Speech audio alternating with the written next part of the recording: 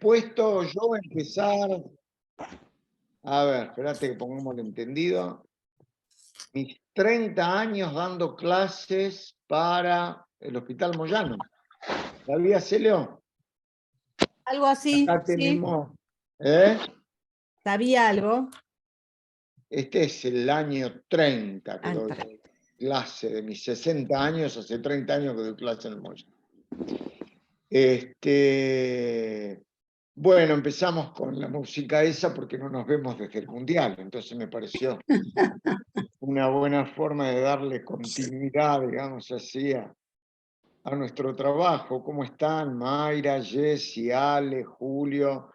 Bueno, acá tenemos, primero hagamos cierta formalidad. Ustedes, los que me conocen, saben que yo muy de la formalidad no soy, pero tenemos nuestro equipo docente en donde Eleo, sin la cual nada de todo esto que estamos aquí haciendo sería posible.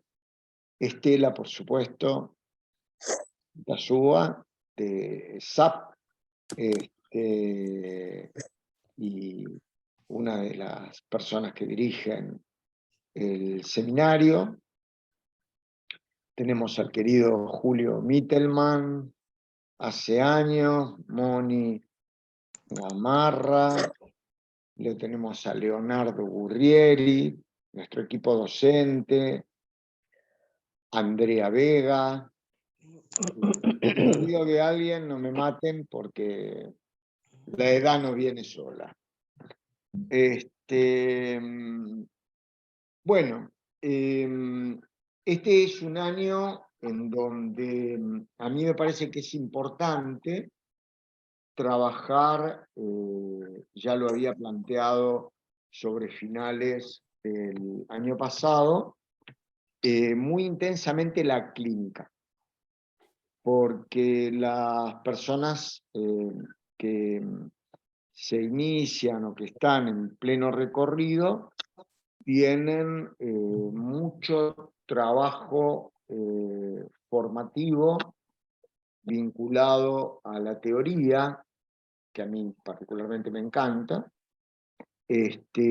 pero poco trabajo de terreno.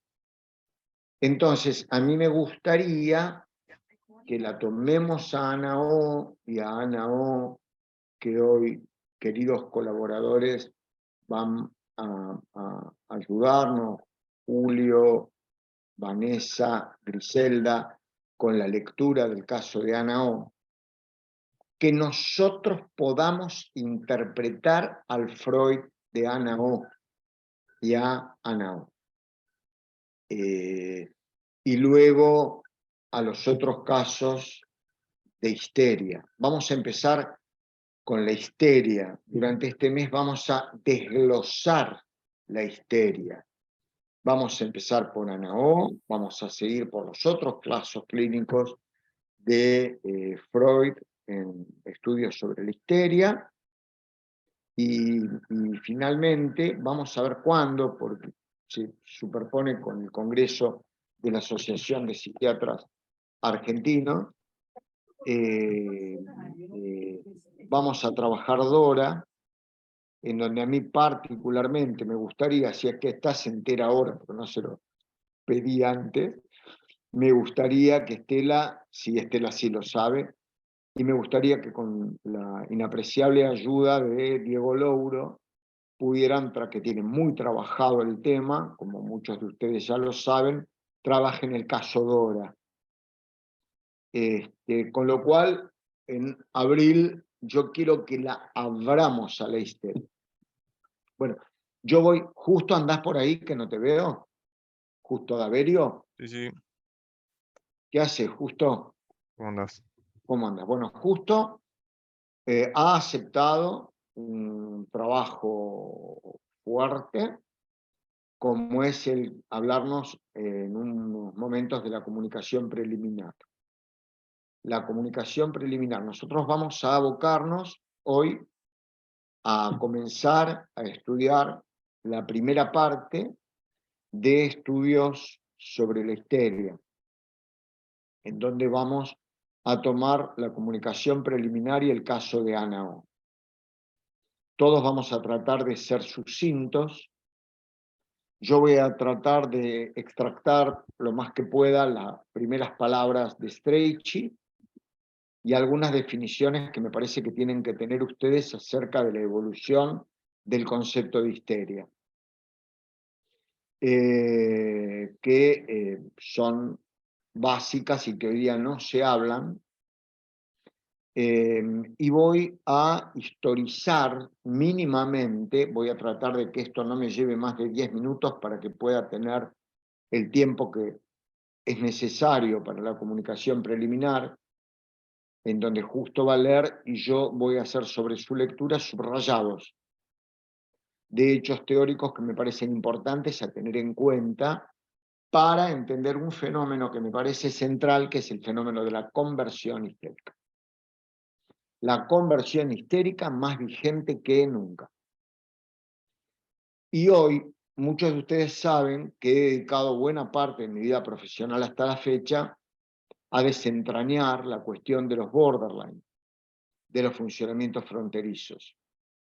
Cuando pasan los años y uno se acostumbra verdaderamente a ver pacientes fronterizos, pega la vuelta y trata de ver qué histerias no vio dentro de los casos fronterizos. Entonces, el trabajo nuestro va a ser desborderificar un poco la psicopatología y tratar de encontrarnos con la conversión, que muchas veces, yo les voy a dar ejemplos clínicos de mi propia cosecha, para que ustedes vean cómo a veces dibuja, no tiene uno que asombrarse de esto, la histeria dibuja, la histeria disfraza, la histeria y el teatro tienen mucho que ver. Entonces, es muy importante tener presente todo esto. Y voy a hacer un comentario breve, fundamentalmente histórico. Tomo primero a Strachey, les decía. Entonces, nos vamos a abocar a un trabajo.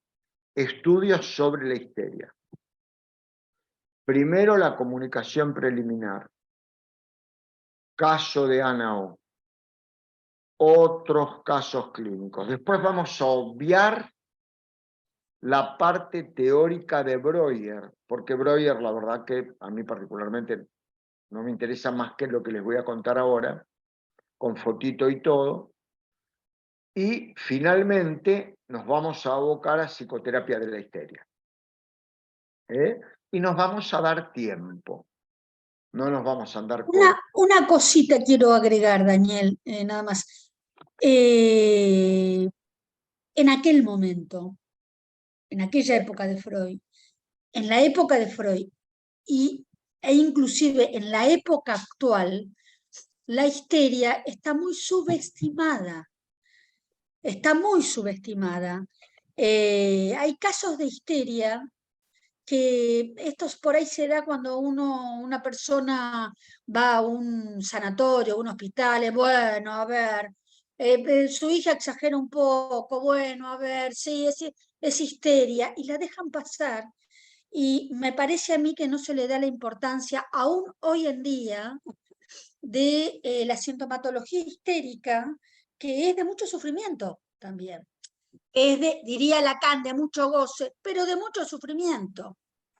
Y que agrego cuadros graves también, pero agrego que no antes, se le da importancia. antes de que arranquemos, agrego lo siguiente. Es tan cierto lo que dice Estela que yo considero que ese es uno de los disfraces de la histeria.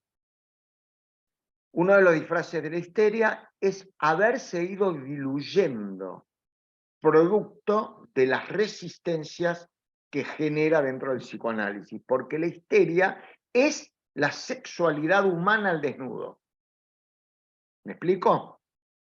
A punto tal, no quiero ahora irme por la parte teórica, pero los síntomas histéricos se parecen bastante a manifestaciones orgánicas reales. Fíjense si no da para generar confusión, pero no me quiero ir de tema, quiero contarles que entre 1893 y 1906 hubieron unas 4 ediciones en alemán que siguieron hasta 1975, 1, 2, 3, 4, 5, 6, 7, 8. Tiene muchas ediciones en alemán y en castellano. La primera edición de este libro es de 1893 y termina en 1972. Tendríamos que tener en cuenta que Joseph Breuer, ¿podemos mostrar la foto de Don Breuer? Sí, sí. Breuer y señora, va a ser muy importante la señora de Breuer.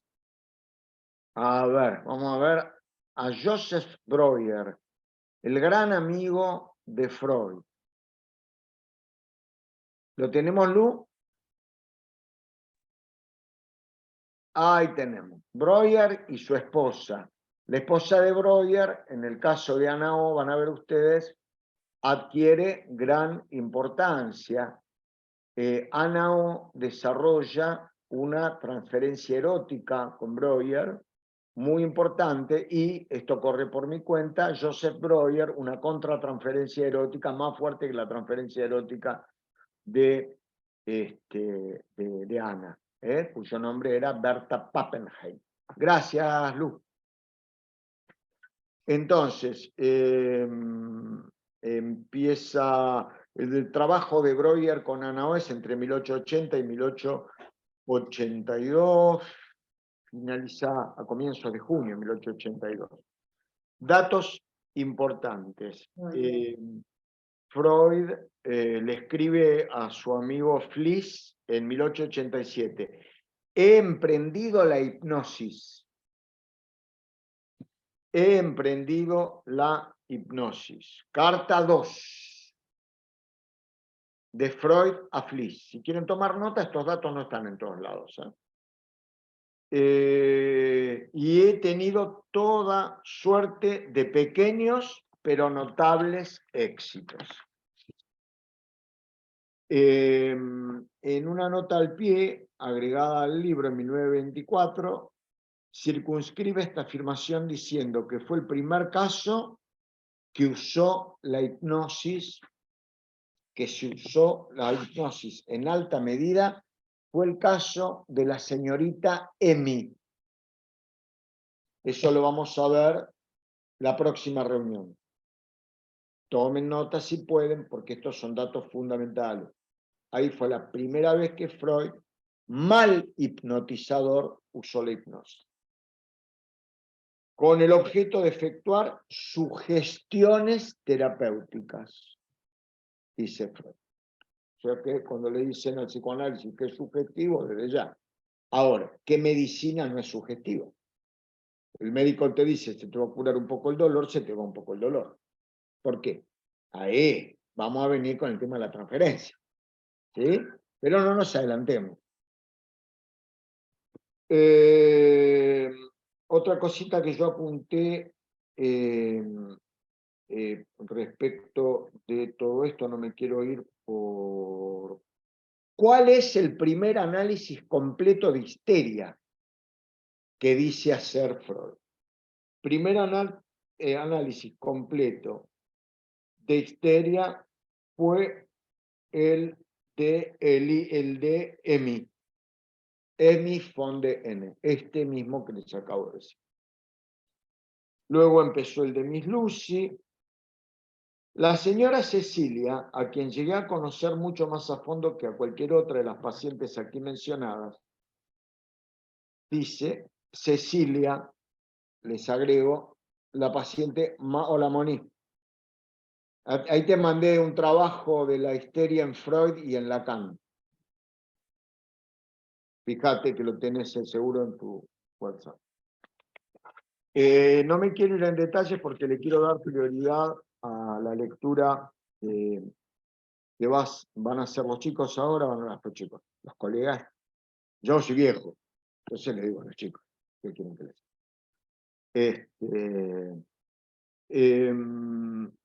más adelante ustedes van a tener que la tesis dice en una carta a Fliess, la comunicación ha sido comenzada, la comunicación preliminar ha sido comenzada, esto es en 1892. Quiero seguir con datos importantes. Perdón, te fuiste, Daniel. Vos dijiste Cecilia fue el caso, y me parece que tenés que continuar porque me parece que lo que viene es importante. Pensé que Porque, lo había... sí, El que porque, más llegó, dice, en el que más llegó a conocer a un paciente. sí, ¿por qué? Porque a Pero Cecilia esperate para el caso Cecilia. Si no nos quedamos con la comunicación preliminar, decilo, pero esperate. Bueno, por una cosa, porque me parece que es importante. Claro. Primero, porque atravesó gran parte de la vida de Cecilia. El vínculo con ella, digamos, el tratamiento de ella, el tratamiento del esposo, el tratamiento del hijo a través del esposo, y a través de Cecilia, lo que él descubre es el trauma en 2 tiempos. Bueno, Listo. ya lo vamos a ver. No digo más. No digo Ya más. lo vamos a ver. Los estudios sobre la histeria parecen haber sido publicados en mayo de 1895. El libro fue acogido desfavorablemente. Durante unos 13 años se vendieron nada más que 615 ejemplares. Cada uno costaba el equivalente a 18 libras esterlinas. ¿Qué hace, Gasti? ¿Cómo anda? Entonces, fíjense qué difícil le fue a Freud difundir el psicoanálisis. Hoy cualquiera saca cualquier pasquín y lo vende en una semana. 13 años para vender 613 tomos, 18 libras esterlinas cada uno. La importancia de los estudios sobre la histeria, para apurarme, son el punto de partida, esto anótenlo por favor, punto de partida del psicoanálisis. ¿Cuál es el punto de partida del psicoanálisis? Le preguntan a cualquiera de ustedes, psicoanalistas.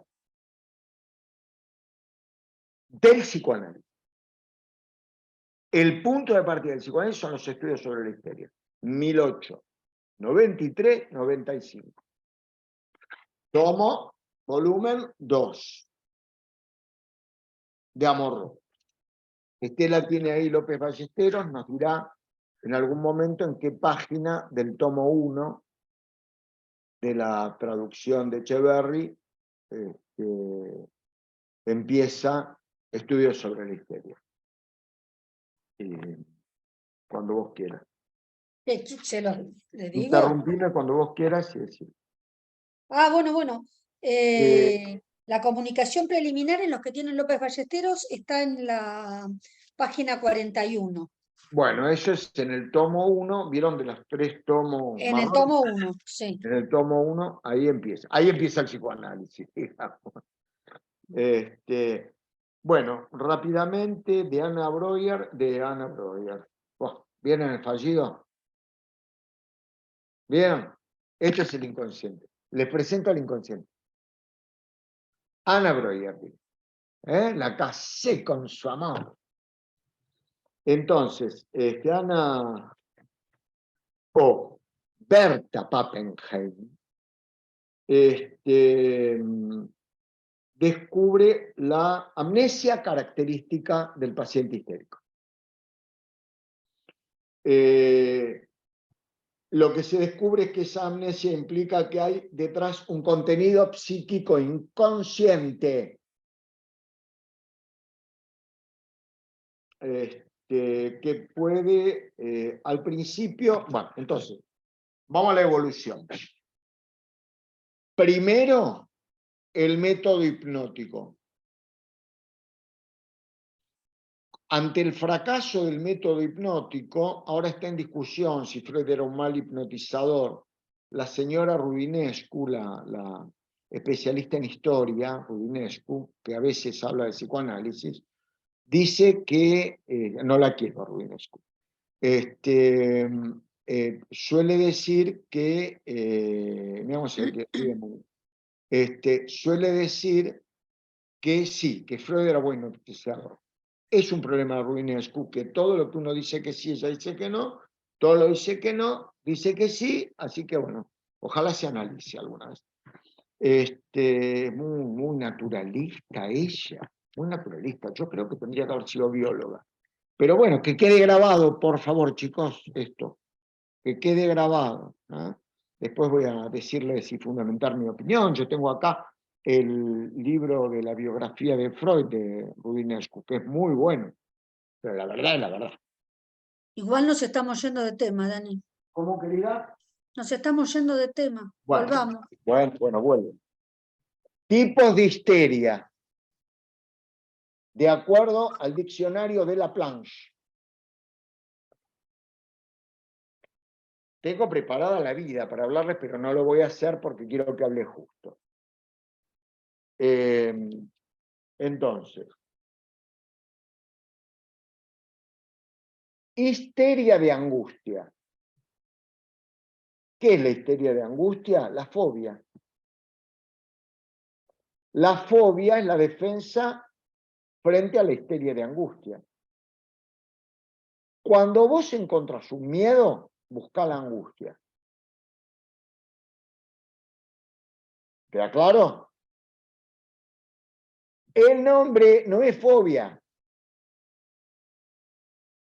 El nombre es histeria de angustia. La defensa es la fobia. Histeria de conversión, que es de lo que estamos hablando, forma de histeria que se caracteriza por el predominio de síntomas de conversión físicos. Ayer una paciente, primera entrevista, hablaba de sus angustias, qué sé yo, y movía el cuerpo, así, y en un momento hace esto. Perdonen, es feo lo que estoy haciendo. Pero hace, arriba del diván. Y yo me lo guardé. Perdón, primero me dice, ay, porque yo estoy en, tengo 21 años, pero pronto cumplo 22. Y después hace esto. Yo me lo guardé eso, porque ahí yo dije, acá hay una condensación conversiva. Bueno, después, sobre el final de la sesión, yo suelo esperar al final de la sesión para hacer una interpretación. En general, los que me conocen saben que me quedo callado un montón de tiempo y sobre el final, casi siempre, de la sesión interpreto, le pregunté por qué se comía los mocos ante los 21 años, en un sentido metafórico. Ella no tuvo conciencia de lo que me contó. ¿Por qué estaba tan apurada y necesitaba enseguida decirme que iba a cumplir 22? Entonces le dije que ella, el problema por el cual concurría acá era porque estaba muy apurada, se puso a llorar. Me dijo, eso es así, porque mis viejos si no, no me van a poder seguir pagando la facultad. Y no me está yendo todo lo que yo querría. O sea que a veces hay que tener en cuenta estos factores porque pueden constituir parte de una interpretación. Histeria de conversión. Se llamaba histeria de defensa, en la forma que Freud describe entre 1894 y 1895, otras dos formas de histeria, hipnoide y retención. Entonces, al principio habían tres histerias. Estaba la histeria de angustia. La histeria de conversión es la que usamos hoy para lo que llamamos histeria clásicamente. Pero cuando empezó la historieta, habían tres histerias. Era la histeria hipnoide, la histeria de retención y la histeria de defensa. La histeria de defensa es la histeria por represión, o sea, por conversión. En esa van a quedar todas las otras histerias. La histeria hipnoide era un concepto defendido fundamentalmente por Breuer, ahora lo vamos a ver en la comunicación, en donde decía, sí, se va a subir Eugenia a la clase grabada, querida. Creo, chicos, ¿no? Bueno, pero esperen porque si no me voy. Quédate tranquila que sí. Entonces, usaba Breuer porque Breuer decía que las mujeres, porque en esa época las que concurrían a ver a Freud eran las mujeres. Primero porque muchas mujeres que lo veían decían que estaba bueno. Entonces iban a verlo porque decían que estaba. Segundo, toda la comunidad judía de Viena sabían que era un judío que hablando con las hijas que tenían parálisis, quilombos, etcétera, etcétera, salían caminando. Entonces vos te imaginás, tenía que era como un, yo no quiero con algunas cosas herir ninguna susceptibilidad. Somos 50 participantes, Julio. Bueno, gracias por informarme, lo que lindo. Que saquen fotos, chicos, así estamos todos a la vista. Lo subimos a la página. Entonces, fíjense ustedes, difundido, ¿de dónde vino este? Habla con las pacientes, decía Maynard, después ponelo a Maynard si querés, o a alguno de los que te mandé, poné las fotitos que te mandé, voy a tomar 5 minutos más. ¿De dónde salió este chabón? Que nosotros tenemos toda una teoría, ahí lo tenés a Maynard, este tipo es el que lo agarró a Freud de la solapa y le dijo, loco, ¿cuándo te recibís? Porque a Freud le gustaba la joda, la verdad, tardaba en recibirse, no se recibía más de médico, entonces lo agarró Maynard. Ahora luego Maynard es uno de los que principalmente, cuando él salta con la teoría sexual de las neurosis, lo rajan del Colegio de Viena. ¿Tenemos algún otro por ahí? Creo. Bueno, acá la tenemos a la amada Ana, que la dejamos para más tarde. Entonces, quiero que me entiendan, históricamente, Breuer decía que la histeria tenía un origen traumático, el trauma en sí mismo.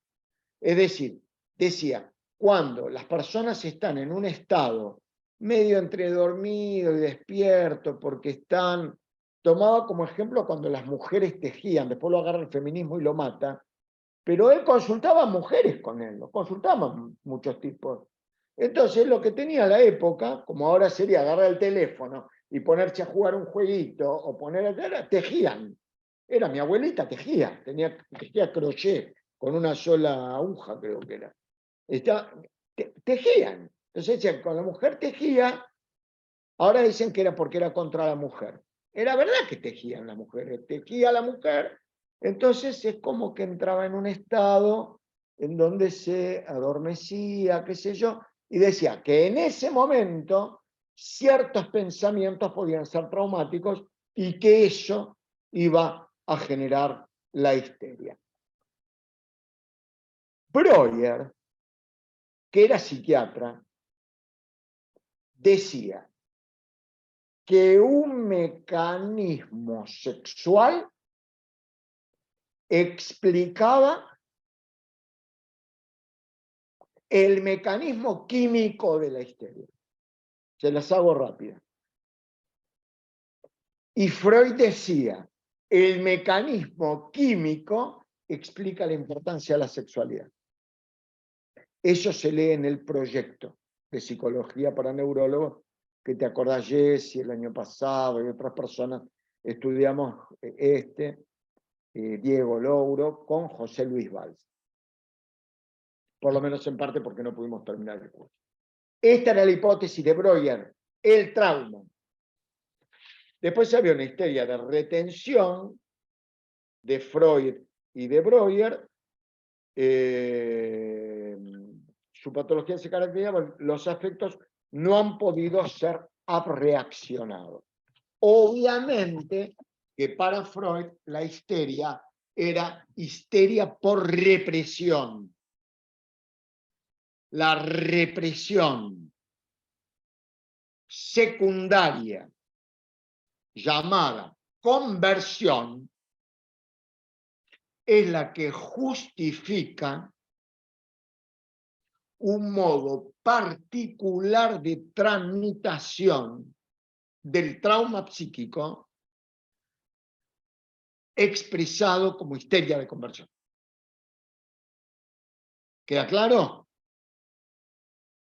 Para Freud es la represión del trauma psíquico olvidado, particularmente ligado con la sexualidad infantil. Esto, y lo último, sería, bueno, ya les marqué la diferencia entre Freud y Breuer. Puedo hablar 2 horas de todo esto porque aparte me apasiona tremendamente. Es muy interesante y ya lo vamos a ver al final de Anao. Pero bueno, ya después mientras me voy acordando les voy agregando algunas cosas. Creo que lo más importante de lo previo. Ayer les hice una pregunta que no contestó nadie. Estamos ahí justo, ¿no? Sí. Preliminar. ¿Por qué preliminar? Preliminar, comunicación preliminar respecto de qué. El primer trabajo de los estudios sobre la histeria, del cual vamos a hablar ahora con Justo, es la comunicación preliminar. Sobre los mecanismos histéricos. ¿Cómo era bien el nombre? Sobre la... Vos lo tenés ahí el nombre. Del funcionamiento de los mecanismos histéricos. Sobre el mecanismo psíquico de fenómenos histéricos. Esto, sobre fenómenos, mirá lo que no me salía, psíquicos, de los fenómenos histéricos. Preliminar respecto de qué? Respecto a que la etiología de las neurosis es la sexualidad. ¿Se entiende? Comunicamos, comunicado preliminar respecto de que a partir de ahora les voy a molestar, yo soy distinto, pero como somos 50, digo, molestar, lo hubiera dicho de otro modo, más erótico, pero bueno, molestar con que el problema es la sexualidad. Muchachos, ¿quieren saber cuál es el problema de la neurosis? La sexualidad. La gran sexualidad. Después vamos a ver qué es la sexualidad. Pero esto con tiempo. ¿Puedo decir una cosita como ¿Qué? para graficar todo esto que vos, darle una vuelta a todo esto que vos estás diciendo? Lo que pasa es que Breuer tenía una paciente, que es esta Ana. Y esta muchacha, cuando iba a encontrarse con su médico, lo que decía es que le hacía bien hablar, decía Gay, es como la cura por la palabra, me hace bien hablar, decía. Ya lo vamos a ver. Espera, entonces, sí, para cerrar un poco, no para ir a las ramas, sino para encerrar, porque me parece que vos te ampliaste mucho y que son como puntas que van quedando ahí. Entonces se encuentran estos dos amigos y dicen, bueno, pero ¿por qué la mina esta es histérica? Entonces dicen, bueno, debe ser que cuando las mujeres cosen y están ahí, todo lo que entra en ese espacio es como una segunda conciencia. Y entonces eso enferma, dice. Claro, eso debe ser, dice Breuer. Imaginemos la historia entre ellos dos charlando, que en ese momento no se sabía nada. Entonces Freud dice, sí, está todo bien, pero a mí me parece que no, dice. Eso. A mí me parece que no alcanza con eso. Me parece que ahí hay algo, estos productos de las pacientes de él que en un momento le dicen, bueno, a ver, deje de hablar usted, déjeme hablar a mí. Entonces dice, bueno, no, entonces hay algo que está ahí, que no aparece, que está reprimido, y que cuando aparece, entonces la persona ahí empieza a curar. Y eso reprimido, obviamente, tiene que ver con la sexualidad infantil, dice. Espérame. Y eso es lo que le transmite a Breuer. Vamos a esto así, aclaramos bien lo que está diciendo. Breuer decía que había 2 estados de conciencia, doble conciencia. Sí. Freud va a terminar diciendo, hay conciencia inconsciente. Bueno, pero en ese momento era conciencia o doble conciencia. Pero la lo que mujer estaba critica... consciente, pero cuando estaba cuidando a su papá, a su hermano, entonces cosían, y estaban Pero como ya en un vamos a ir estado al de cuarto clínico, no obnubilación. nos adelantemos. Y lo que caía ahí, eso producía síntomas. Esto decía Breuer. Después Freud sigue caminando. Freud decía, no, hay algo acá Claro. del orden de lo sexual ¿Qué es lo que no puede salir a la conciencia? Bueno, esa era la discusión entre Breuer y Freud. ¿Entienden? Bueno, justo. Preliminar es porque la palabra liminar, ¿saben lo que significa liminar? Umbral. Es previo al umbral que nos va a llevar a la etiología sexual de las neurosis. Sale de la arquitectura. El dintel está arriba y abajo el limen. ¿Sí? Bueno, no me extiendo más. Justo Ujú. Bueno, es todo tuya la clase. bueno, bárbaro. Entonces, bueno, como decía Daniel, vamos a leer mecanismos psíquicos sobre el mecanismo psíquico de fenómenos histéricos, comunicación ¿Me vas a preliminar. dejar interrumpirte o te vas Obvio, a todo el tiempo enojar como que Estela? haya. No. No, Bueno, pero ella hizo una acotación hoy, buena también. no, muy ¿Cuándo? excelente, como las que suelen hacer todos. Pero sí, no, más vale, vos Dale, interrumpirme cuando quieras. dale. Bueno, empieza diciendo, desde hace una serie de años investigamos en las más diversas formas y síntomas de la histeria su ocasionamiento. El proceso en virtud del cual el fenómeno en cuestión se produjo la primera vez, hecho que este suele remontarse muy atrás en el tiempo. O sea, está investigando la causa. Ocasionamiento significa causa. Estamos investigando la causa. ¿Sí? Sigamos. Ujú. Bien, dice, en la gran mayoría de los casos no se consigue aclarar este punto de la causa inicial mediante el simple examen clínico. Esto suele deberse a que las vivencias del enfermo le resultan desagradable comentar, pero principalmente a que en realidad no las recuerda. Y hartas veces no vislumbra el nexo causal entre el proceso ocasionador y el fenómeno patológico. Olvida. Ujú. Un primer motivo fundamental es que se olvida el nexo, mayúscula de imprenta. Ujú. ¿Sobre qué vamos a trabajar los psicoanalistas? Siempre. Sobre los nexos. Acá hay una ruptura, un olvido del nexo entre lo que le pasa y algo que pudo haberle pasado. ¿Se entiende? ¿Qué se olvida? El nexo. ¿Qué se hace en análisis? Encontrar nexos. Es sencillo, el psicoanálisis. Tenés que buscar nexos nada más. ¿Sí? Nada menos. Sigamos justo. Dice, casi siempre es preciso hipnotizar a los enfermos y en ese estado despertarles los recuerdos de aquel tiempo en que el síntoma afloró la primera vez. Entonces, justo, Freud va a ir evolucionando en la técnica. Primero hipnosis, después el método de catarsis o abreacción, que tenía una variante que era ponerle al paciente en la frente la mano. Yo lo hice una vez con una anciana hace muchos años, con muy buen resultado, la única vez en mi vida.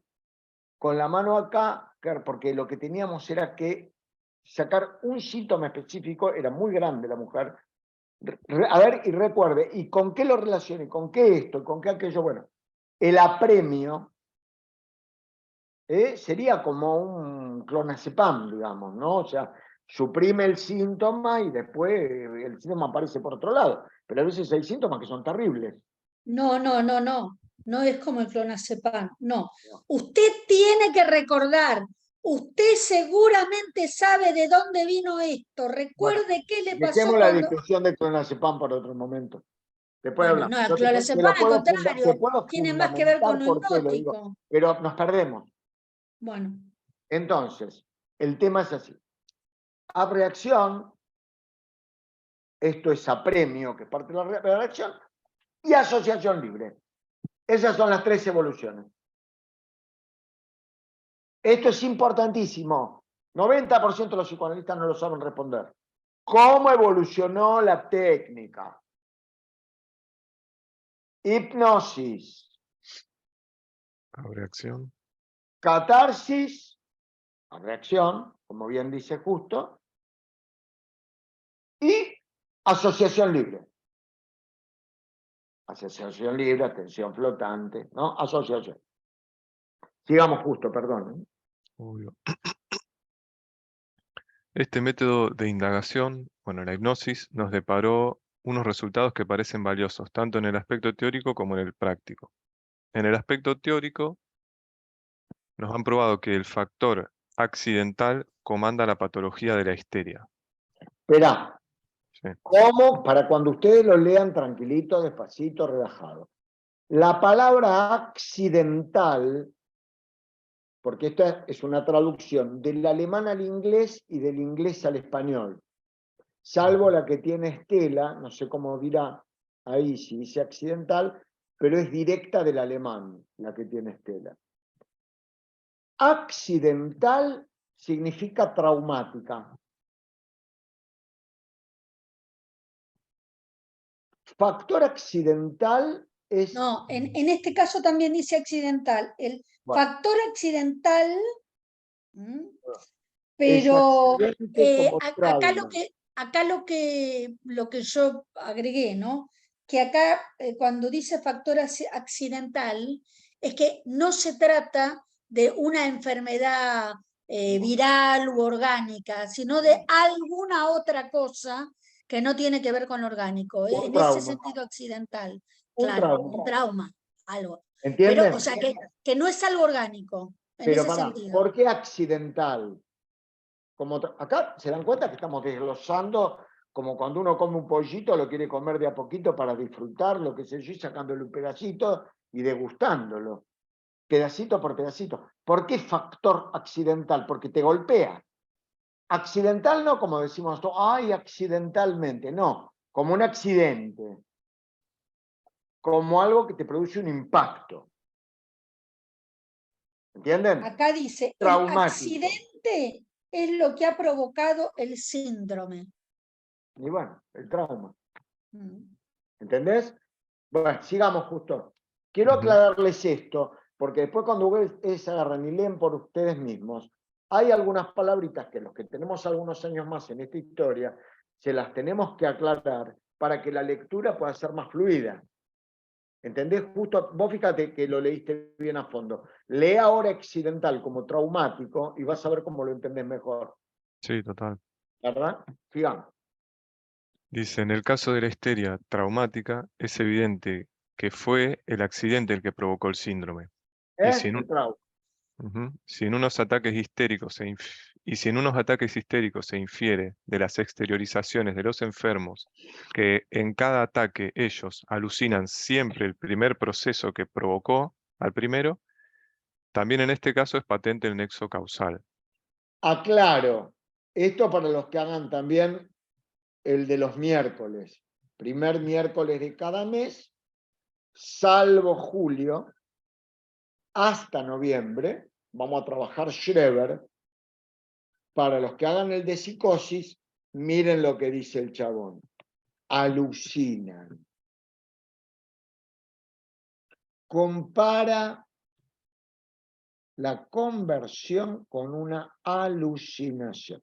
Acá tienen probado lo que siempre insisto, los que hicieron el año pasado el curso lo saben, insisto, para Freud hay un continuo en la psicopatología. Mira, alucinan.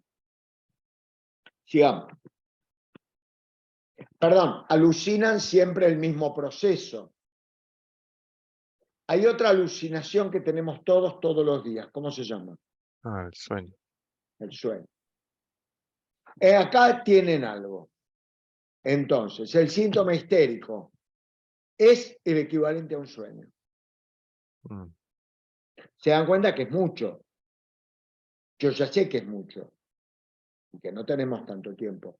Pero se dan cuenta de la importancia de entender cuando uno toma un paciente psicótico alucinado, más allá de que hay que medicar, etcétera, etcétera, la importancia de poder transformar la alucinación en pensamiento.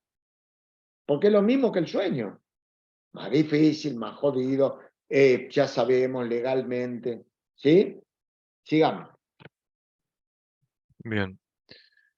Ahora dice que los síntomas más diferentes tenidos por operaciones espontáneas, por así decir, idiopáticas de la histeria, mantienen con el trauma ocasionador un nexo tan estricto como aquellos otros fenómenos más transparentes en este sentido. Lee de vuelta este párrafo porque es uno de los Bueno. más importantes de la comunicación preliminar. Completo dice, nuestras experiencias nos han mostrado que los síntomas más diferentes tenidos por operaciones espontáneas, por así decir, idiopáticas de la histeria, mantienen con el trauma ocasionador un nexo tan estricto como aquellos otros fenómenos más transparentes en este sentido. Buah, ¿qué quiere decir esto? Si viene el paciente histérico y dice, porque estuve pensando que quizá lo marciano, tranquilícense, mándenlo al psiquiatra si quieren, pero tranquilícense, porque como bien nos lee justo, aún los síntomas más raros, extravagantes, tienen relación con el nexo, con el trauma ocasionador de la defensa que genera la histeria. ¿Se entiende, Carolina? ¿Se entiende? Yo te pregunto a vos porque sé cómo escuchás. Entonces, ahí es donde me interesa mucho que entiendan. Estamos empezando a desandar el camino de los border y de la psicosis. Ojo. No, hoy todo es border o psicótico. Y si se lo piden en el hospital, las obras sociales sí que sigan siendo. Pero el amor a la verdad para uno y para laburar en el consultorio tranquilito de que uno está haciendo las cosas bien, sin asustarse, esto sirve. Va, sigamos.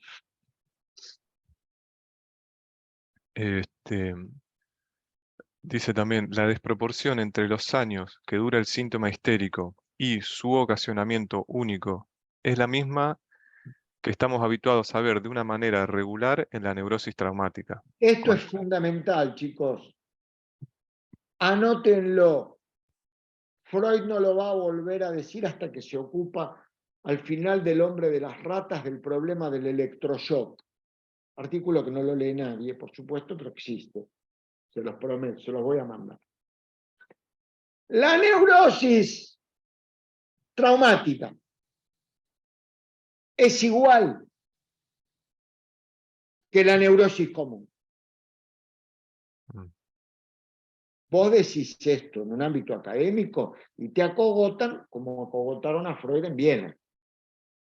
No, porque el trauma opera igual. Y les digo algo más. La represión, dice Freud, es una pequeña neurosis traumática. Pero no los quiero abrumar. Que les quede claro esto. Freud, Sigmund Freud, página 30 de la comunicación preliminar. Neurosis traumática igual a la neurosis común. Sigamos. Con alta frecuencia son sucesos de la infancia los que han producido para todos los años subsiguientes un fenómeno patológico más o menos grave. El nexo suele ser tan claro que es bien visible cómo el suceso ocasionador produjo justamente este fenómeno y no otro. Este último entonces está determinado de manera totalmente nítida por su ocasionamiento. Ahora bajo un poco. Dice, en otros casos el nexo no es tan simple. O sea, da un par de ejemplos acá. Seguí, vos seguí. Sí. No es tan simple, solo consiste en un vínculo, por así decir, simbólico entre el ocasionamiento y el fenómeno patológico, como el que también las personas sanas forman en el sueño. O sea, cuando vos tratás a un paciente y encontrás un nexo, por ejemplo, que se apura, vos seguís con ese tema no importa lo que le pase, porque va a estar conectado con eso. Después puede aparecer otro factor. Y vas a relacionar que seguramente eso que está pasando le pasó cuando era chico. Entonces, la interpretación psicoanalítica no es cualquier cosa. Hay que hacer un seguimiento. Uno se da cuenta que un tipo tuvo una historia en donde el viejo tuvo quilombos con la guita terrible. El tipo tuvo quilombos con la guita, después en la vida, y aparte tiene otros quilombos con la pérdida, con esto y con lo otro. Entonces, él te está hablando de lo hermoso que es el Mar Negro. Qué lindo que la pasó, como flota la cantidad que existe, y gastó mucha plata. A ver, ¿qué le pasó? Se quedó ahora en deuda, de vuelta. Bueno, pero usted no se da cuenta que yo estoy avanzando. No, yo le pregunto porque lo conozco. El nexo sigue. Ojo con el polimorfismo interpretativo. Eso déjenselo para la psicoterapia. Pero ustedes al paciente lo tienen que seguir. Ah, no, porque sí, y fui el otro día, me atreví, llevé tal cosa, tal lugar, y el tipo viene hablando de miedos y se asustó. ¿Qué tiene que ver con lo que le estoy hablando? Bueno, pero yo estoy escuchando, porque vos estás escuchando los nexos. ¿Se entiende? Cuando André Green, mirá en donde me voy, va a hablar de algo que se llama la posición fóbica central, va a decir que los diversos nexos asociativos no encuentran, o mejor dicho, cuando están por encontrarse, generan una fobia en el paciente que se autorrechaza. Pero esto es para más adelante. Pero entiendan, captan un nexo del paciente respecto a su historia infantil y lo siguen. No cambian de tema. Ya después vamos a ver en los casos clínicos, vamos a hacer algún ejemplo. Sigamos justo. Perdón, que quiero hacerte una pregunta. Cuando hablas de nexo, ¿Dónde estamos? cuando encuentran... Moni, ¿qué hace Moni? Hola, te quiero preguntar esto. Cuando vos decís, encuentran un nexo, ¿es aquello que se repite? ¿Que vos ves que se repite, que se repite? Muy bien, no me alcanza la U para decir muy bien. Claro, al nexo lo encontrás en la repetición. Lo encontrás en la repetición, se repite en el sueño, se repite en el fallido. Ese es el nexo con lo infantil.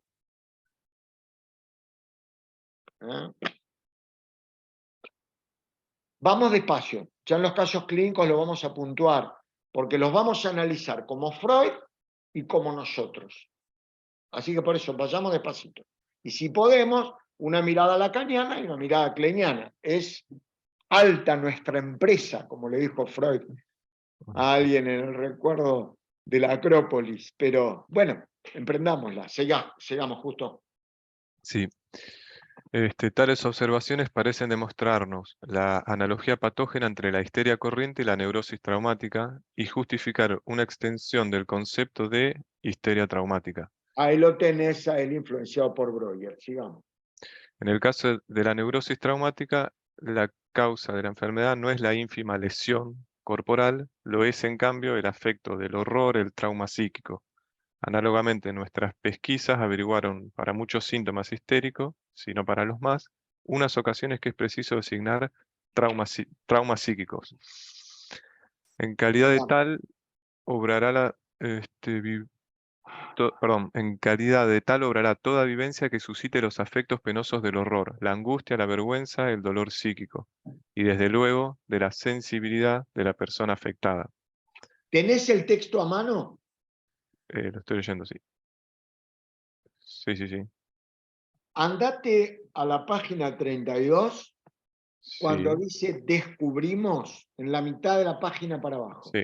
Descubrimos, en efecto, al comienzo, para nuestra máxima sorpresa, que los síntomas histéricos singulares desaparecían enseguida y sin retornar cuando se conseguía despertar con plena luminosidad el recuerdo del proceso ocasionador, convocando al mismo tiempo el afecto acompañante. Y cuando luego el enfermo describía ese proceso de la manera más detallada posible y expresaba en palabras el afecto.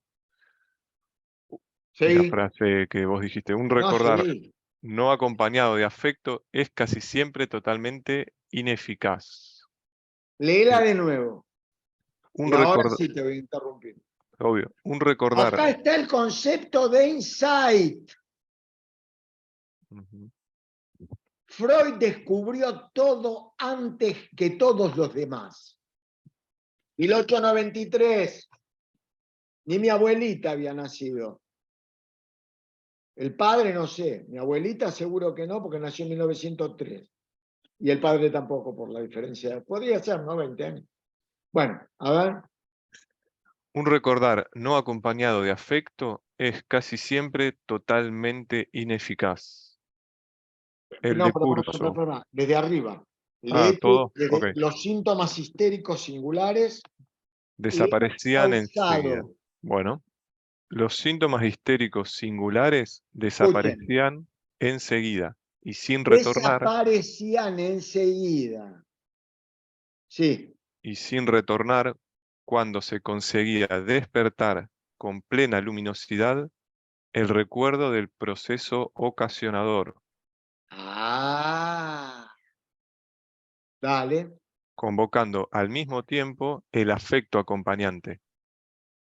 Y cuando luego el enfermo describía ese proceso de la manera más detallada posible y expresaba en palabras el afecto.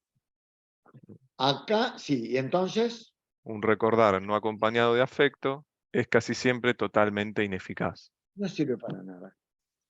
Recordar sin emoción, sin que le surja una emoción, una angustia. Por eso luego Lacan instala una idea que es fundamental de importancia. La angustia dirige la cura. Mm. ¿Se entiende, Jesse? La angustia no engaña, ¿no? Decía. La angustia nunca sonsa, como el miedo. ¿Dónde está la verdad donde hay angustia? Recordar, para eso agarrate, dile, andá. Mucha gente te dice, no, yo le voy a preguntar a mi mamá si cuando era chiquito pasó la bicicleta esa que yo sueño, me pasó por encima. No sirve para nada. Porque el recordar es acompañado de afecto. Acá veo un montón que se ríen porque lo deben haber hecho en sus análisis, pero bueno, no importa. Varios, montones. Yo también lo hice. Pero digo, voy a esto. ¿Entendés? Acá, ojo, el tipo estaba con la sugestión, el aprendo, porque lo tenía el Breuer que quería tener razón, era bueno, Breuer. No, perdón. Hoy soy una máquina de fallidos. Anna Freud se llama Ana porque era el nombre de una hija de Breuer con su mujer. Se llamaba, ¿no? Así que lo quería. Se peleaba porque Freud era pasional, calentón. Le gustaba la joda, le gustaba la merca, le gustaba. Esto va a YouTube, lo lamento, pero es verdad.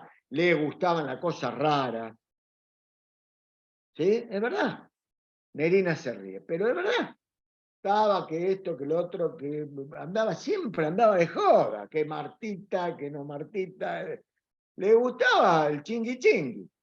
Pero esa pasión, ese fuego, es lo que hizo que pudiera llevar adelante esta obra y decir esto.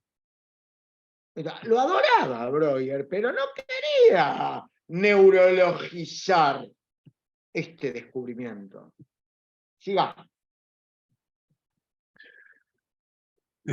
También dice, el decurso del proceso psíquico originario tiene que ser repetido con la mayor vividez posible, puesto en status nascendi y luego declarado. In statu nascendi O bueno, nascendi. significa apenas aparece.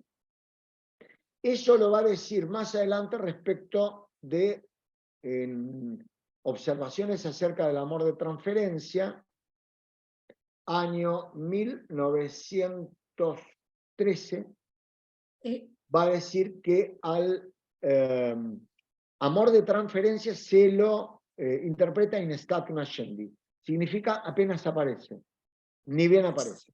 Vamos a la última frase. Perdón, una cosita más que me parece que es muy importante, que esto nosotros lo habíamos hablado el año pasado, no sé si ustedes se acuerdan.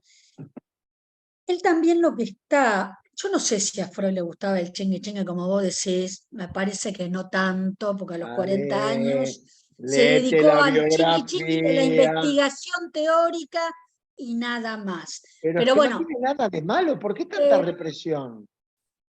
que no le gustaba el chingui chingui. Bueno, para vos sí, pero para mí no. Bueno, hay una diferencia ahí de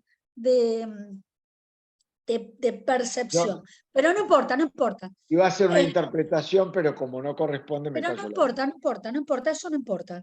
Lo que yo Perdón, para si hay alguno que no nos conoce, esto es lo habitual, ¿eh? lo que a mí me parece importante de esto es que además, como este es uno de los primeros artículos de Freud, me parece que es importante además ver cómo la importancia que él está dando al afecto y que también, él lo dice, al afecto reprimido, que después eso lo continúa con dónde se reprime el afecto en la histeria, dónde se reprime el afecto en la neurosis obsesiva, dónde se reprime el afecto en la fobia, entonces ahí hace todo el cuadro psicopatológico de la neurosis.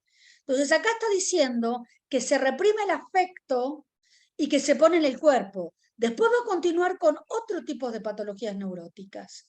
Pero me parece que esto es importante porque es la semilla de algo que después va a continuar como teoría. Viste que le gustaba el chingui chingui, era la semilla. Era. Bueno, sigamos. La última frase decías. Dale, la última frase. ¿El último párrafo o frase? Porque, La última frase. bueno, el histérico padece por la mayor parte de reminiscencias. Reminiscencia. Bueno, punto El 2. histérico está enfermo de reminiscencia. ¿Saben lo que es la reminiscencia? La reminiscencia es una forma de recuerdo sin memoria. Viste que a veces cuando pasás por un lugar cargado de angustia y sin memoria, intensos, pero no te recordás. Entonces la histeria siente más que lo que recuerda. Hay que hacerla recordar. Redefinamos chingui chingui, perfecto. Vamos al otro capítulo. Bien. Dice, a primera vista parece asombroso que vivencias hace tiempo transcurridas puedan producir efectos tan intensos o que los recuerdos de ellas no sucumban al desgaste en que vemos caducar a todos nuestros recuerdos. Vamos a la página, por favor, Sí, obvio. 34. Sí. Y fíjate donde dice, si la reacción es sofocada, Sí. o sea, acuérdense, les dije, ¿no? A reacción, sacar afuera lo que se siente. Bueno, si la reacción es sofocada, ¿lo tenés? Sí.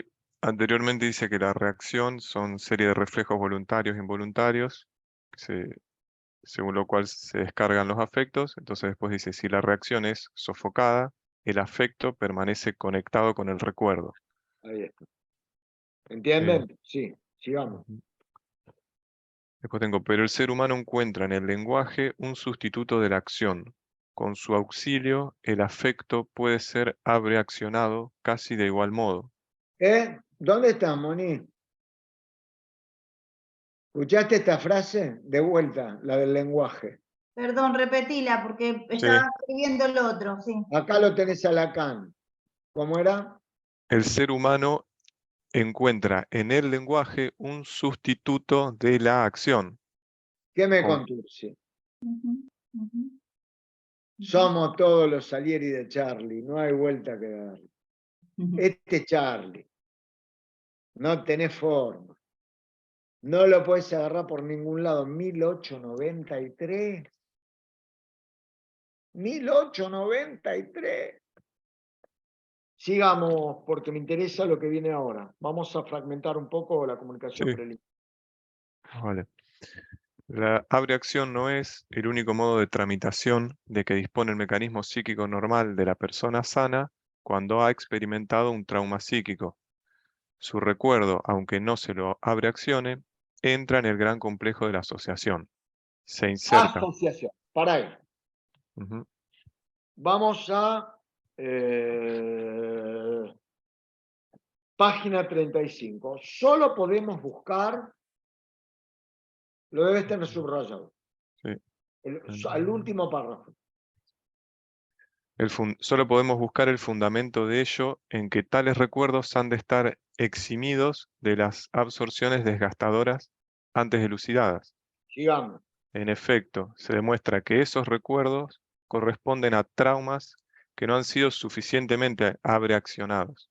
Y a poco que ahondemos en las razones que impidieron esto último, descubrimos al menos dos series de condiciones bajo las cuales es interceptada la reacción frente al trauma.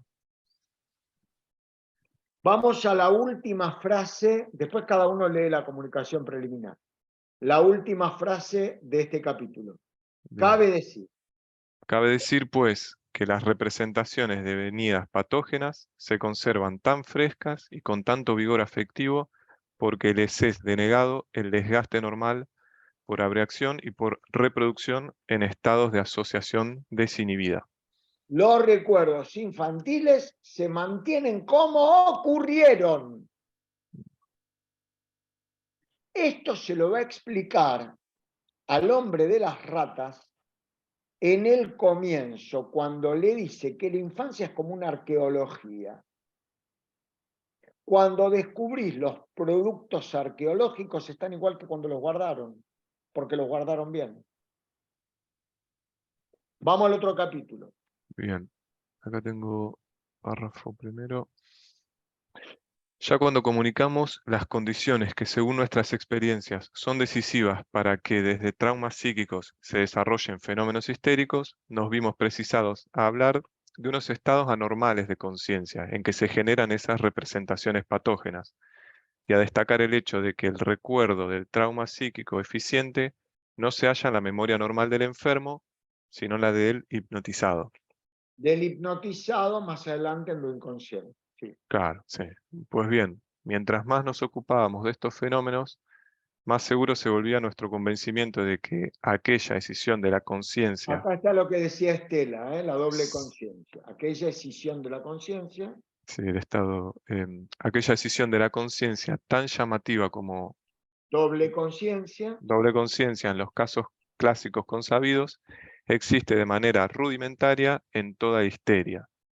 Entonces, la inclinación a disociar y con ello al surgimiento de estados anormales de conciencia, que se llamarán estados hipnoides, será el fenómeno básico de esta neurosis. Esto es Breuer. Okay. ¿Sí? Pero luego va a agarrar la doble conciencia Freud y va a armar el inconsciente. Vamos despacito. Ah, perfecto. A ver, decí. Una frase más de este Esperá, párrafo. Sí, página 38. sí. Al final, no sabemos decir nada nuevo. Acerca del fundamento de los estados hipnoides predisponentes. Nos inclinamos, Predisponente. Ujú. Sí. Nos inclinamos a creer que se desarrollan a menudo desde los sueños diurnos, tan frecuentes también en personas sanas y a los que tanta ocasión ofrecen, por ejemplo, las labores manuales de la mujer. Eso se los explicaba antes, un tema de época. Bueno, Sí, esperá. Vamos al capítulo 4, ya estamos terminando. sí, o al quinto, Esto, o decime vos. esto sí describilo porque ahora prendan los faroles el gran ataque histérico a los Charcot. con sus etapas. Ah, ok, bueno. Vamos. El gran ataque histérico, que en la secuencia de un ataque completo permite discernir 4 fases. 1. 4 fases. La epileptoide. O sea, convulsiones corporales. 2. ¿Sí? La de los grandes movimientos. Movements. ¡Ah! ¡Ah! Me muero. Una cosa así, yo perdonen, ¿no? Pero no tengo una forma más práctica, pedagógica de poder hacerlo. Sí. 3. La de las... no sé dónde está. Actitudes pasionales, digámoslo en criollo. Actitudes pasionales sería, pero actitudes pasionales, parecemos Hannibal Lecter si empezamos a hablar medio en italiano. Actitudes pasionales. Sí. La fase alucinatoria. Ah, ah, doctor, muero porque. Mm. Hombres o mujeres. Te estás acordando de varios episodios de vos mismo. Te sale bárbaro. Te están conociendo los Y vos chicos, ¿eh? estás actuando como una ortiga. Estás igual a tu tía, ¿eh? No me deja pasar una esta mujer, ¿eh? Por eso hace 40 años que estamos juntos. Bueno, 40 no, Te un poco más. sale bárbaro, te estás acordando de la semana pasada. Bien espesa la mano. Este es el trabajo práctico. Trapitos al sol, sí. Igual Estela tiene la cualidad enorme de saber graficar exagerando. Sigamos. No, bueno, espera, no, ahora en serio. Esto que te está, Déjalo terminar de leer. está leyendo justo, no, que por ahí se veía mucho en esa época, pero que ahora también se ve. Bueno, casi me ¿Saben agarra. dónde se ve? Por ahí no es muy común, digamos, no sé, qué sé yo, ahora, esto que está haciendo Daniel, no es muy común que a alguien le pase algo de esto ahora. Pero si uno va a una iglesia, de estas iglesias No que te son metas en despelote. sectarias, esto se ve claramente.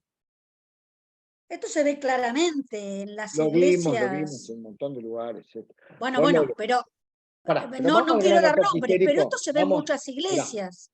Mirá, porque si no, no van a entender nada. Vamos a las fases del gran ataque histérico. Que tengo algo que decirles que Freud no dice acá. Y la Entonces, cuarta. epileptoide, grandes movimientos, actitudes pasionales y Y la del delirio terminal. yo con esa no estoy de acuerdo. No coincido con Freud. En todo caso, la persona busca una explicación de lo que le ocurre. Y yo les voy a hacer un agregado acá que es fundamental. ¿Qué representa el gran ataque histérico? El gran ataque histérico representa una masturbación desplazada al cuerpo. Posterior al gran ataque histérico, hay amnesia, habitualmente. La amnesia muestra un equivalente al orgasmo, la amnesia postorgásmica. Con lo cual, el gran ataque histérico es una suerte de masturbación con un orgasmo del cual luego no quedaría recuerdo. O sea, la persona, ustedes saben que los franceses llaman al orgasmo petit mort. Hubo un gran discípulo de Freud que se llamaba Wilhelm Reich que escribió La función del orgasmo. Después se volvió loco, ¿no? Pero en la función del orgasmo, que era la primera mitad, la segunda mitad ya se volvió loco. La primera de Wilhelm Reich es fantástica, la función del orgasmo. Sigamos. vamos igual redondeando. Entonces, nuestro intento marcada. Vamos a pasar ahora a la página 41. Ok. Última frase. El ataque sobreviene entonces de manera espontánea, como a nosotros mismos suelen acudirnos los recuerdos, Ahí está. pero también puede ser provocado al modo en que los recuerdos despiertan siguiendo las leyes de la asociación. O sea, que el gran ataque histérico, vamos a decirlo rápido, luego puede ser hablado, Mm, porque sigue lo que le va pasando las mismas líneas asociativas. No es lo mismo que se incline para acá, que se incline para allá, que la posición sea con la boca abierta, o sea, es una escena, tomen lo cinematográfico, una escena a interpretar. Como cuando ustedes ven una escena en una película y tienden a entender, a tratar de esclarecer, me gusta más la palabra que usa Lacan en el seminario de 3. Es decir, a esclarecer de qué se trata eso que está ocurriendo en acto. Sigamos. yo ya Vamos al voy al punto último quinto. párrafo. El último Sí. párrafo, léelo entero. Y nos metemos con Ana O lo que podamos. Ujú. Si con el descubrimiento del mecanismo psíquico de fenómenos histéricos hemos avanzado un paso por la vía que Charcot inauguró tan fecundamente al explicar y obtener la imitación experimental de parálisis histerotraumáticas, no se nos escapa, empero, que así solo nos hemos acercado al conocimiento del mecanismo de síntomas histéricos y no al de las causas internas de la histeria. No hemos rozado. Queda mucho por descubrir, sí. Sí, está. No hemos rozado más que la teología de la histeria y en verdad podemos iluminar únicamente las causas de las formas adquiridas, el valor del factor accidental para las neurosis. Y terminó. Buenísimo. ¿Quién tiene la primera parte de Ana O? Julio. Sí, yo, Dani. Después sigue Griselda o Vanessa. Vanessa. Y después creo que sigue Griselda. Pero escúchame, Daniel, más que leerlo, no sé si los chicos lo podrán contar un poquito. No, vamos a leer. No, porque son pocas páginas cada No uno. vamos a llegar. Lo van a leer y yo voy a ir haciendo puntuaciones. Me interesa, bueno, cambiamos el chip. Nos está tocando el timbre una persona que se llama Ana O. Ahora los 46, 47, 50 analistas que estamos en esta en primera entrevista, vamos a escuchar, tomando un poco lo que dice Estela, a Berta Pappenheim, que a partir de ahora la vamos a llamar Ana O. Julio, nítido y alto. Bueno, estoy con auxiliar al micrófono. ¿Se me escucha bien ahí, Dani? Dale. Bien. La señorita Ana O, de 21 años, cuando contrajo la enfermedad en 1880, parece tener un moderado lastre neuropático, a juzgar por algunas psicosis sobrevenidas en su familia extensa. Los padres son sanos pero nerviosos.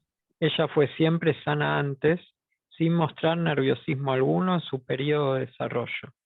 Tiene inteligencia sobresaliente, un poder de combinación asombrosamente agudo e intuición penetrante. Su poderoso intelecto habría podido recibir un sólido alimento espiritual y lo requería, pero este cesó tras abandonar la escuela. Ricas dotes poéticas y fantasía controladas por un entendimiento tajante y crítico. Este último la volvía también por completo insugestionable. Bueno, punto 1. Breuer no la pudo sugestionar. O sea, estaba exenta de toda sugestión. Y nos muestra los antecedentes familiares, los antecedentes personales, en donde los padres son sanos pero nerviosos, claro, en aquella época nerviosos, acordate que era enfermedad de los nervios, que es una persona con dotes intelectuales muy elevadas. ¿Hasta acá queda claro cómo es nuestra paciente? Bueno, sigamos. Solo argumentos, nunca afirmaciones, influían sobre ella. Su voluntad era enérgica, tenaz y persistente. Muchas veces llegaba a una testarudez que solo resignaba su meta por bondad, por amor hacia los demás. Bueno, Entre o los sea, rasgos, era testaruda, espera, y había que andarle explicando las cosas. No es que no aceptaba la intervención. No acepta la intervención. No, pero está bien, pero le explicas, tranquilamente lo entiende. Sigamos. entre los rasgos más esenciales del carácter se contaba una bondad compasiva, el cuidado y el amparo que brindó a algunos pobres y enfermos, que le prestaron ella misma señalados servicios en su enfermedad, pues por esa vía podía satisfacer una intensa pulsión. Mostraba siempre una ligera tendencia a la desmesura en sus talantes de alegría y de duelo. Por eso era de genio un poco antojadizo. O sea, elemento- cambio de carácter, cambiaba rápidamente de estado de ánimo. ¿Sí? Hoy la agarra un psiquiatra de los que les gustan mucho los fármacos y te dice que es bipolar. ¿Entendés? ¿Para qué sirve esto? Mirá, no. Sigamos. Capaz que era bipolar, pero no, yo no lo creo. Pero vamos a ver. Sigamos. El elemento sexual estaba asombrosamente no desarrollado. ¡Ah! Míralo, Breuer. Sí. La enferma, cuya vida se volvió transparente para mí, como es raro que ocurra entre seres humanos, no había conocido el amor y en las masivas alucinaciones de su enfermedad no afloró nunca ese elemento de la vida anímica. Ustedes se dan cuenta cómo de a poquito lo que nosotros, analistas de este material, vamos advirtiendo que es la contratransferencia de Breuer. Ay, al amor de esta chica, lo que se logra amar con ella es algo increíble. Es a contratransferencia pura. ¿Mm? Sí. Esta muchacha de desbordante vitalidad espiritual llevaba una vida en extremo monótona y es probable que el modo en que ella se le embellecía resultara decisivo para su enfermedad. Cultivaba sistemáticamente el soñar diurno al que llamaba su teatro privado. O Mientras sea, ella todos, tenía ensoñaciones diurnas a las cuales ella denominaba su teatro privado. Muchos pacientes tienen esas características. Ay, yo cuando me quedo me cuento como una novela en donde soy protagonista de tal cosa. Eso pasa con la gente. Para ella era su teatro privado. Sí. mientras todos la creían presente, revivía en su espíritu unos cuentos. Si la llamaban estaba siempre alerta, de suerte que nadie sospechaba aquello. Esta actividad transcurría junto a los quehaceres hogareños que ella cumplía de manera intachable. Informaré luego sobre cómo esa ensoñación habitual de la mujer sana pasó directamente a la enfermedad. El ciclo de la enfermedad se descompone en varias fases bien separadas. Ellas son: A. Incubación latente, desde mediados de julio de 1880 hasta el 10 de diciembre más o menos. Esta fase casi siempre se sustrae de nuestro conocimiento, pero en este caso, debido a su peculiaridad, se pudo averiguarla de una manera tan completa que ya por ese hecho estimo en mucho su interés patológico. Expondré luego esta parte del historial. B. Contracción manifiesta de la enfermedad. Una psicosis peculiar, parafasia, estrabismus convergens, Estrabismo perturbaciones. convergente significa el estrabismo con los ojos hacia adentro. Algo así. No hacia afuera, que sería divergente. O sea, convergente. Ya se dan cuenta los músculos, lo muscular, la inervación, la energía de inervación. Sí. Perturbaciones graves de la visión. Parálisis por contractura total en la extremidad superior derecha y en ambas inferiores. Extremidad Parcial. superior derecha. Espera, Julio, despacito. Estamos con los síntomas, es lo más importante de todo. No podía mover la extremidad superior derecha, las dos inferiores tampoco.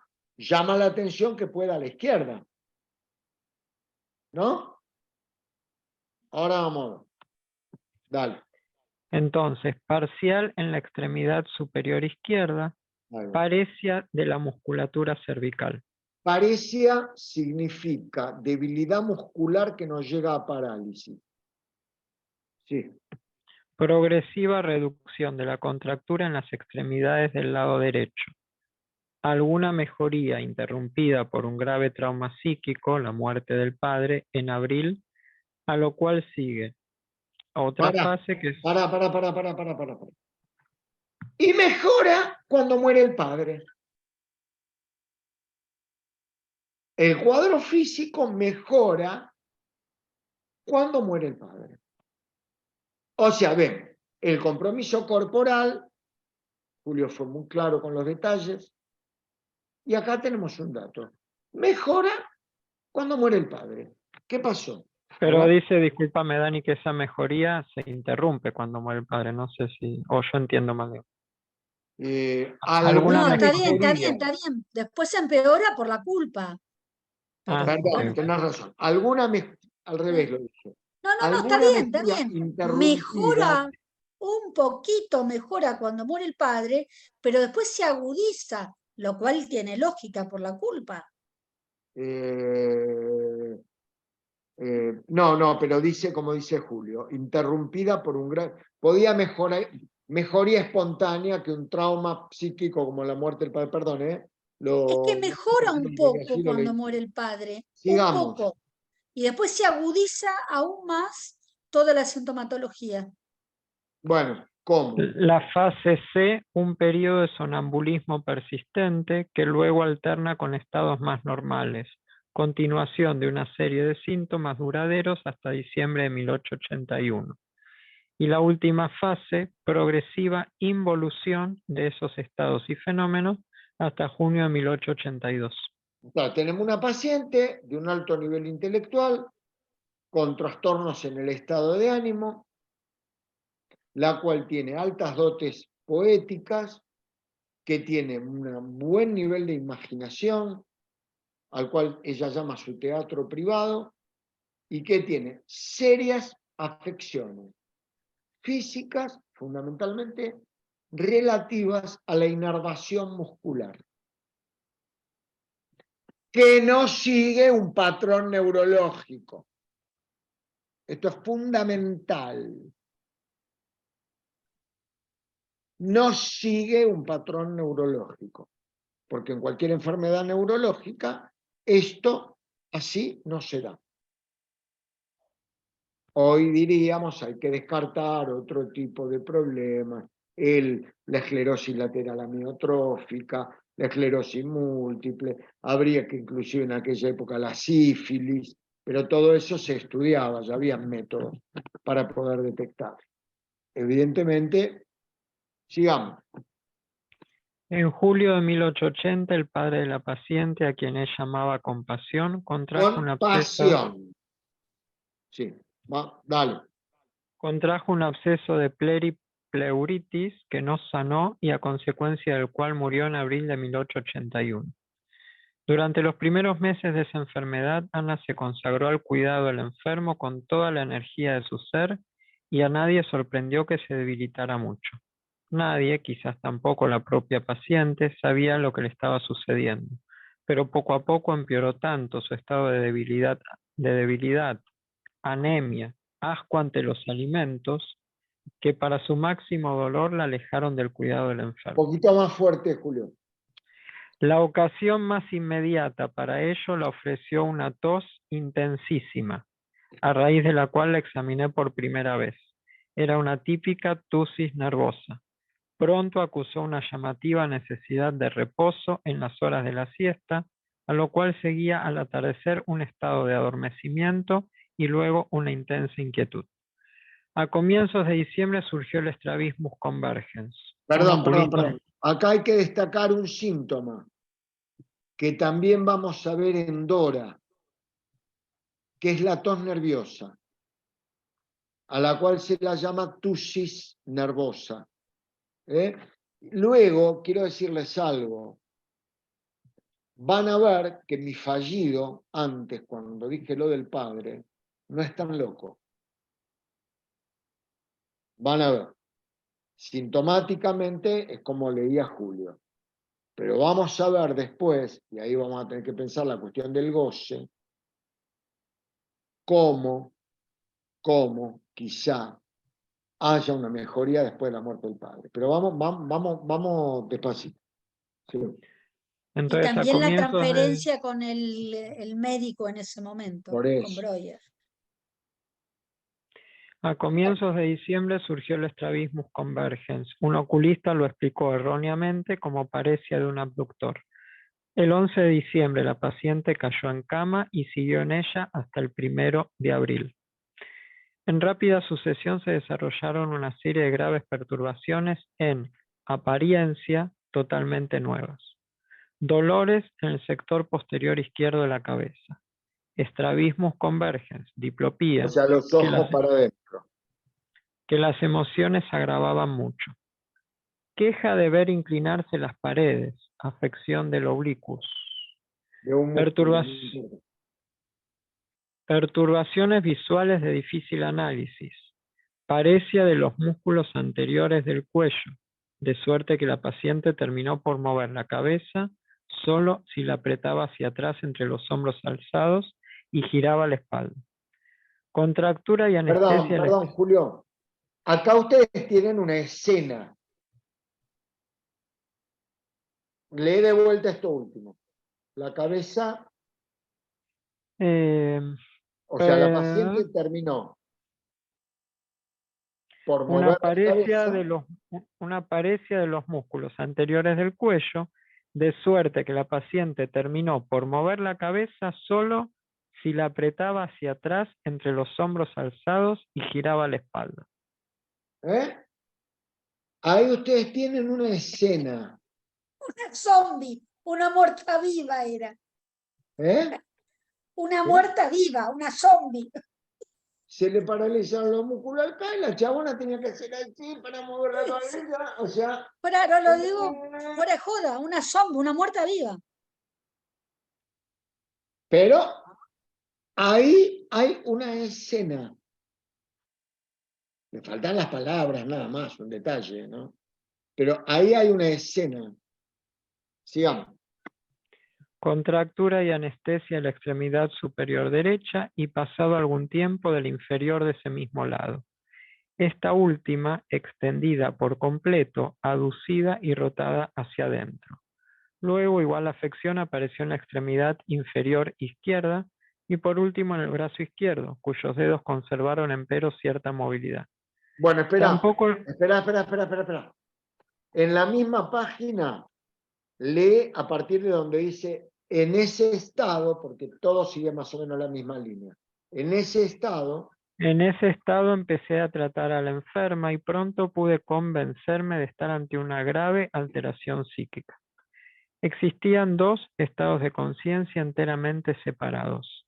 Alternaban entre sí muy a menudo y sin transición y fueron divorciándose cada vez más en el curso de la enfermedad. En uno de ellos conocía, acá dice su contorno, yo entiendo que para nosotros es entorno, ¿no? En uno de ellos conocía su entorno, estaba triste y angustiada, pero relativamente normal. En el otro alucinaba, se portaba mal, vale decir, insultaba, arrojaba las almohadas a la gente toda vez que se lo permitía su contractura, arrancaba con sus dedos móviles los botones del cubrecama y la ropa blanca. Si durante esa fase se alteraba algo dentro de la habitación, entraba o salía alguien, ella se quejaba después de que le faltaba tiempo e indicaba las lagunas en el decurso de sus representaciones conscientes. toda vez que luego se le disimulaba eso en lo posible y se procuraba tranquilizarla ante su queja de que se volvía loca, a aquella botadura de los almohadones, etc., seguían todavía quejas en cuanto al trato a que se la sometía, el desorden en que se la dejaba, etc. Esas Julio, ausencias. Julio, anda a la página 50, ¿Mm? donde empieza diciendo a las siestas. A las siestas caía en una somnolencia que duraba más o menos hasta pasada una hora de la puesta del sol. Luego despertaba, se quejaba de que algo la martirizaba, o más bien repetía siempre el infinitivo, martirizar, martirizar. Después, simultánea a la formación de las contracturas, sobrevino una profunda desorganización funcional del lenguaje. Primero se observó que le faltaban palabras y poco a poco esto cobró incremento. Luego su lenguaje perdió toda gramática, toda sintaxis, la conjugación íntegra del verbo. Por último, lo construía todo mal, la más de las veces con un infinitivo creado a partir de formas débiles del participio y el pretérito sin artículo. En un desarrollo ulterior también le faltaron casi por completo las palabras. Las rebuscaba trabajosamente entre 4 o 5 lenguas y entonces Presten apenas atención a esta parte. sí se le entendía. Un pequeño paréntesis aprovechando también lo que comentó Estela en humor. Yo asociaba con la película El Exorcista, ¿viste? Se me hacía esa imagen, digamos, de que cuando habla en otras lenguas. Bueno, Freud dice que el analista es un exorcista. En Sí. sus intentos de escribir al principio hasta que la contractura se lo impidió por completo, lo hacía en ese mismo ¿Sabe por dialecto. qué? Porque el demonio y las alusiones al demonio en psicoanálisis tienen que ver con la sexualidad. Obvio. Y yo decía los muertos vivos por el padre, ¿no? Entonces somos El padre. exorcistas porque hacemos salir los demonios, Mm. que es la sexualidad. ¿Se entiende, Diego? Hacemos salir, ¿cómo era esa de neurosis demoníaca, el trabajo de la neurosis demoníaca del siglo, nunca me acuerdo? Ahí se ve clarito esto, ¿no? Cuando Del cita, siglo XVII. a Fausto de Goethe, cuando habla de que cuando abrimos las puertas del Averno tenemos que hacernos cargo de los demonios que despertamos. ¿Entendés? Está bien tu asociación, Julio, me gustó mucho, sí. No, porque se me vino la imagen de la chica del exorcista. Bueno, en sus intentos de escribir al principio hasta que la contractura se lo impidió por completo, lo hacía en ese mismo dialecto. Durante 2 semanas enteras cayó en total mutismo y en sus continuados y tensos ensayos de hablar no profería sonido alguno. Aquí por vez primera se volvió claro el mecanismo psíquico de la perturbación. Ahí va. Yo sabía que algo la había afrentado, mortificado mucho, y se había decidido a no decir nada. Cuando lo hube colegido y la compelí a hablar acerca de ello, desapareció la inhibición que hasta entonces le imposibilitara además cualquier otra proferencia. Yo sabía que algo no sabía Breuer que sabía acerca de la contratransferencia. ¿Lo ven? Dice, yo sabía que algo la había afrentado. O sea, él no se está fundando solo en lo que la paciente dice, sino que en algo que él piensa y siente. ¿Se entiende? En psicoanálisis contemporáneo, como trabajamos con Maruco, como se trabaja con Urribarri, como con Tebaldi, como con Navarro, pobrecito, en paz descanse, como con Green también. La contratransferencia, esto adquiere un rol fundamental. Siga, por supuesto que no es contratransferencia para Breuer, no me malinterpreten. Nada que ver, Breuer. Pero yo sabía que, ¿sabe que me di cuenta que eso es contratransferencia? La contratransferencia no es solo resistencia.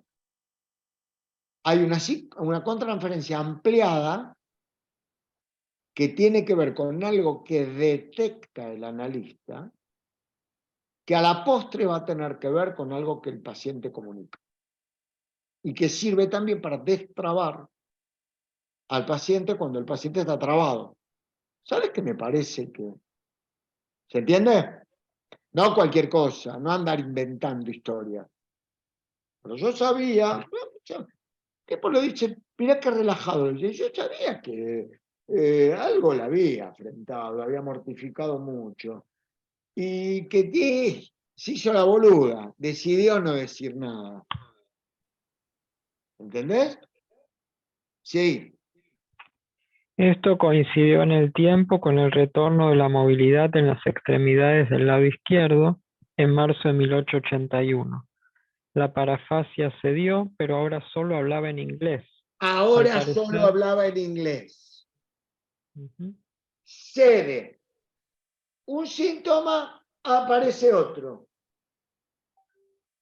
¿Entienden? Acordate que este estaba haciendo la que hable, le insistía que hablara. Ella también le decía, no me joda, no quiero que me insista, quiero hablar yo. Después le va a pasar eso con Miss Lucy también. Pero vamos despacio. Sí. Al parecer sin saber que lo hacía, al hablar en inglés, ¿no? Reñía con la enfermera, quien desde luego no le entendía. Solo varios meses después logré convencerla de que hablaba en inglés, pero ella entendía su contorno germano hablante. Solo en O momentos sea, de gran entendía, pero angustia. no podía hablar en alemán. Entendía el alemán, pero podía hablar solo en inglés. Es interesante. Hoy, decime una cosa, Helio. Hoy no la internan. ¿Me entendés? ¿Vieron cuando les puse ahí? Tenemos que tener cuidado con la conversión. Y en aquel momento también la podría haber No, está bien, ahora lo internado. vamos a ver. Solo que Breuer siguió Y y siguió bueno, investigando. por eso, a pesar de Breuer, viva Breuer. Mm. Freud no era ningún boludo. Para atreverse a escribir junto con Breuer, quería escribir solo. Freud se peleó con todo el mundo, con Charcot, con Maynard, con todo el mundo. Porque era pasional, fogoso, le importaba tres carajos, estaba escribiendo sobre las afasias, estaba escribiendo algo sobre los nervios vestibulares, estaba investigando, articulando cerebro, tratando con el proyecto de pasar de la cantidad neurológica a la calidad, a la cualidad, de phi a psi. Dice, estaba, y le importaba nada más que lo que estaba haciendo él, leía Berenheim, leía un montón de tipos. Pero por algo se engancha y lo quería a Breuer. Lo quería y lo valoraba por esto. ¿Se entiende? Porque Breuer escuchaba, ojo con Breuer. Le faltó lo que tenía Freud. Bueno, la falta, siempre falta. Entonces, sigamos. Dani, yo aviso por las dudas que a las 12 tengo paciente, por las No, a dudas. las 12 vamos a cortar todo y Ok. vamos a seguir la próxima. Con lo cual le voy a tener que pedir disculpas, como de costumbre, a Vane y a Griselda. Y a vos te voy a cortar, así que quédate tranquilo, que llegas tranquilo al trabajo. Bueno, Tomate un cafecito también. mate. Solo en momentos de gran angustia el lenguaje se le denegaba por completo o mezclaba entre sí los más diversos idiomas. En sus horas mejores, más libres, hablaba en francés o italiano. Entre esos periodos y aquellos en que se hablaba en inglés existía una amnesia total.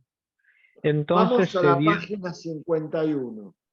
Pero el 5 de abril, pero el 5 de abril murió su padre, endiosado por ella, y a quien en el curso de su propia enfermedad solo había visto por breve tiempo y raras veces.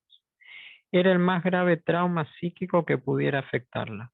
A una emoción violenta siguió un profundo estupor, que duró cerca de 2 días y del que salió en un estado muy alterado. Continuaron la contractura del brazo y la pierna del lado derecho, así como la anestesia no profunda de esos miembros. Baja Subsistió, a, para. Baja a la frase solo a mí me conocía. La leo yo. Solo a mí me conocía, o sea, no reconocía a nadie, tuvo un síndrome confusional, y dice, solo a mí me conocía cuando yo entraba. A ver, ¿cómo se llama eso? Vamos, ¿cómo se llama? Transferencia. Solo a mí me conocía cuando yo entraba. Es decir, Breuer sustituía al mundo y Breuer era depositario de una transferencia paterna. Al padre muerto, en ese momento, solo le podía sustituir la entrada en su vida de Breuer. Ya vamos a ver más adelante el deseo de tener un hijo con Breuer que remite a la idea central de la sexualidad femenina reprimida, que es la de tener un hijo con el padre. Pero bueno, no avancemos tan rápido. A ver, ¿hasta qué página tenés? y vos me dijiste hasta las 60. Bueno, entonces vamos más rápido. Vamos a pasar todo esto. Andate a la página 52. La 52, somnolencia, la sí. siesta. La somnolencia, la siesta y el sopor profundo hacia el atardecer perduraban, pero si después se declaraba, más adelante consideraré este punto con profundidad, le volvían la claridad, la tranquilidad, la alegría. Ese Anda estado más relativo abajo donde dice a la siesta. a la siesta, somnolencia, hacia el atardecer, la hipnosis profunda, para la cual ella había hallado la designación técnica de clouds, nubes. Si luego podía referir las alucinaciones del día, despertaba con mente clara, tranquila, alegre, se ponía a trabajar, dibujaba o escribía durante la noche con pleno uso de razón. Hacia las 4 se metía en cama y por la mañana la misma escena recomenzaba igual al día anterior. Era en extremo llamativa esa oposición entre la enferma diurna, enajenada, asediada por alucinaciones, y la muchacha con plena claridad espiritual por las noches. ¿Qué me contás? Esperá. Ujú. Sí.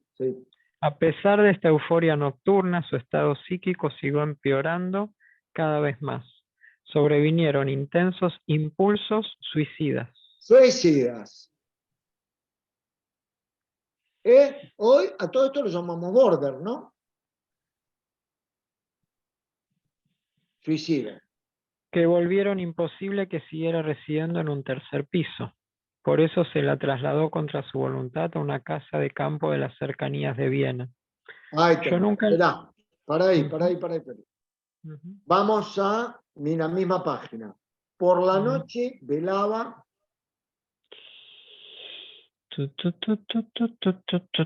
Por la noche velaba junto al lecho del enfermo, o permanecía en su cama despierta hasta la mañana, al acecho y llena de angustia.